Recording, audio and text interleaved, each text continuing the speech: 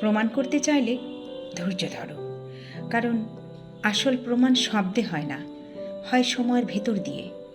যারা তোমাকে সন্দেহ করে তারা আজ কথা বলবে, কিন্তু কাল চুপ করবে তোমার নীরব সাফল্যর সামনে।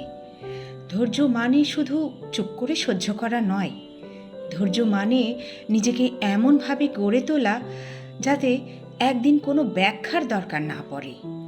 সব অপমানের উত্তর দিতে নেই, সব অবহেলার জবাব দিতে নেই। কিছু জবাব শুধু সময়ই দেয়, আর সেই সময়কে জয় করতে হয় ধৈর্য দিয়ে।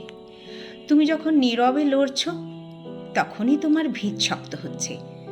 একদিন তুমি দাঁড়াবে এমন উচ্চতায়, যেখান থেকে পেছনের সব সন্দেহ নিজেই ছোট হয়ে যাবে। প্রমাণ করতে চাইলে ধৈর্য ধরো, কারণ সেরা জবাব হলো এমন এক সাফল্য যার পর আর কেউ প্রশ্ন করার সাহস পায় না।